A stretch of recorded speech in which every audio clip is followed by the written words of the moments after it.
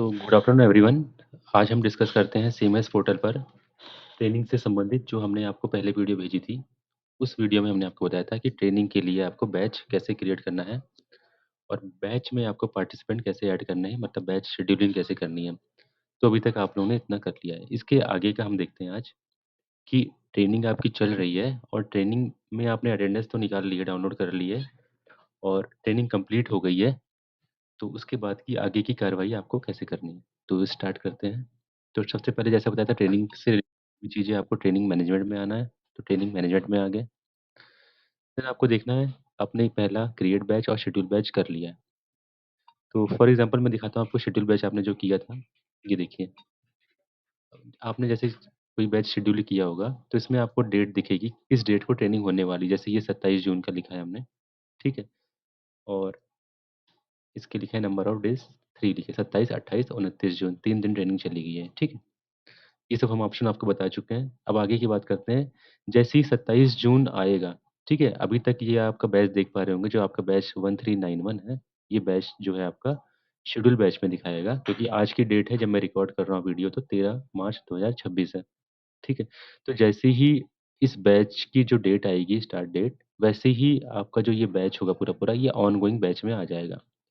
मतलब यहाँ schedule batch से निकल के वो ऑनगोइंग में दिखाएगा। ठीक है, तो अभी ये ऑनगोइंग में नहीं, क्योंकि वो 13 जून की ट्रेनिंग है आपकी, ठीक है? यहाँ तक हम समझ गए। अब देखते हैं हम यहाँ पे कि जब ट्रेनिंग आपकी पूरी हो गई है, फॉर एग्ज़ाम्पल जैसे मान लीजिए कोई ट्रेनिंग आपकी, जैसे ये 27 वाली अगर ट्रेनिंग आपकी पूरी हो जाती है, 27, 28, 29, तो 29 तारीख को ये ट्रेनिंग आपकी 5:30 बजे खत्म होगी, ठीक है? तो 5:30 बजे के लगभग 1 घंटे बाद ये जो आपका बैच होगा, ये आपका कंप्लीट बैच में ऑटोमैटिकली आ जाएगा, ठीक है?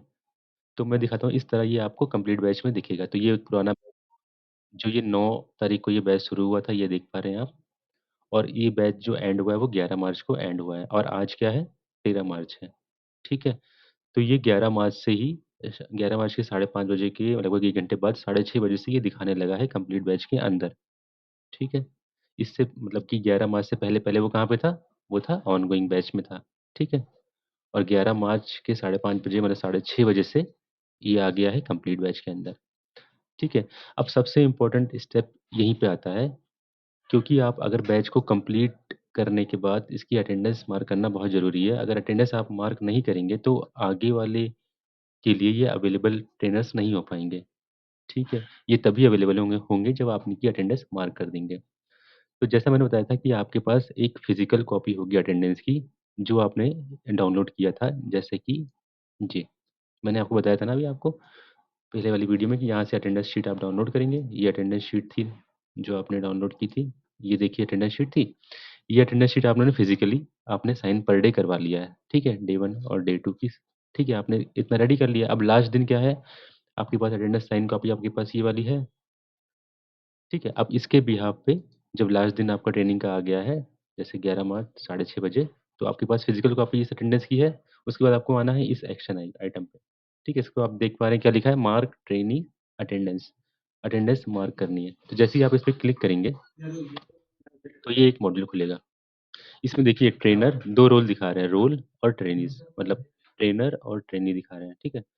तो इस बैच के लिए जो ट्रेनर थे वो राजकुमार जी थे, ठीक है? और ट्रेनीज़ जो थे, ये ट्रेनीज़ का नाम लिखा हुआ है जितने ट्रेनीज़ थे, ठीक है? तो बाय डिफ़ॉल्ट सबके जो डेज़ दिखाएगा कि कितने डेज़ प्रेज़ेंट थे, तो सबका ऑटोमैटिकली 3 डेज़ आ रहा है। लेकिन आप जो एक्चुअल यहाँ पे लिखेंगे, जैसे मान लीजिए जो आपके पास एक्चुअल अटेंडेंस शीट होगी, वो तो आपको एक्चुअल उसमें दिख जाएगा। जैसे कोई 2 दिन अटेंड किया तो आप यहाँ लिख देंगे 2, ठीक है? ट्रेनर मान लीजिए सारे दिन आए तो आपने 3 लिख दिया, बाय डिफ़ॉल्ट 3 आ ही रहा था। और आपका कोई ट्रेनर मान लीजिए ये है, ये टेस्टिंग पर्पज़ मान लीजिए कोई ट्रेनर है ये वाला, तो आप मान लीजिए ये 1 ही दिन आया, तो आपने यहाँ पे लिख दिया 1 डे। ठीक है? इस तरह आपको अटेंडेंस मार्क करनी है। अटेंडेंस मार्क हो जाएगी तो आपको ये चेक बॉक्स ये करिएगा, ठीक है? जैसे ही आप इस पे करेंगे, यहाँ पे आप देख पा रहे हैं, जैसे ही आपने किया I hereby certify that all listed trainer and trainee attendance as per record, ठीक है? जो आप रिकॉर्ड मतलब क्या हुआ आपका? रिकॉर्डेड हो जाएगी और रिकॉर्ड आपको रिकॉर्डली वेरीफाई करना पड़ेगा, फिज़िकल जो आपके पास अटेंडेंस है उससे वेरीफाई करके ही आप इसमें डालिएगा, ताकि वो आपका एक एज़ अ रिकॉर्ड रहेगा। इसमें रैंडमली डालने से अच्छा है आपके पास जो आपके पास अटेंडेंस प्रूफ है, साइन कॉपी, उसी के हिसाब से डालिएगा, ठीक है? तो आपने इस पे टिक कर दिया, उसके बाद क्या करेंगे आप सबमिट अटेंडेंस कर देंगे, ठीक है? अब जैसे ही अटेंडेंस सबमिट हुई देखिए सक्सेस का मैसेज आएगा और ये बैच आपका क्लोज़ में ऑटोमैटिकली आ गया है, ठीक है? अब देखिए कि कंप्लीट से निकल के बैच आपका किस में आ गया? क्लोज़ में आ गया है। तो ये बैच आपका क्लोज़ में दिखा रहा है, ठीक है? अब देखिए कंप्लीट से हट चुका है वो बैच, ठीक है? यहाँ से हट चुका है, अब क्लोज़ में आ गया, ठीक है? ये देखिए आप। अब यहाँ से आप डिटेल दे सकते हैं कि कौन कितने दिन प्रेज़ेंट था। देखिए ये मैंने बोला था ना टेस्टिंग पर्पज़ के लिए 1 दिन प्रेज़ेंट था ये ट्रेनीज़, तो आपका 1 आ गया। अब मान लीजिए कोई आपसे ये पूछे कि मुझे पूरी एक पीडीएफ फाइल में रिपोर्ट चाहिए, कितने लोगों ने ट्रेनिंग ली है और कितने ट्रेनर्स ने कितनी ट्रेनिंग ली है उसकी रिपोर्ट चाहिए, तो आप क्या करेंगे, सीधे डैशबोर्ड में आएँगे और ये ट्रेनिंग जो डैशबोर्ड है यहाँ पे, यहाँ से भी देख सकते हैं आप और ये रिपोर्ट से भी देख सकते हैं। तो मैंने रिपोर्ट पे क्लिक किया, ठीक है? रिपोर्ट पे क्लिक करके आप ट्रेनिंग मैनेजमेंट पे आएँगे, फिर आप देखिए यहाँ पे 3 रिपोर्ट दिखा रहा है, training activity report, trainer attendance report और ट्रेनी अटेंडेंस रिपोर्ट, ठीक है?